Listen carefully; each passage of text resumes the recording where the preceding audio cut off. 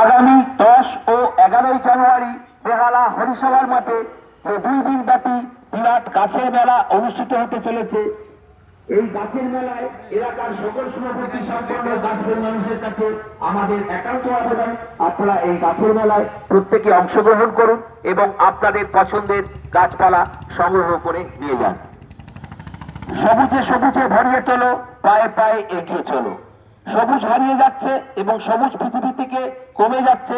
এই সবুজকে ফিরিয়ে আনার লক্ষ্যে গ্রিন ওয়ার্ল্ড ইউটিউব চ্যানেল গাছের মেলা অনুষ্ঠিত হতে চলেছে।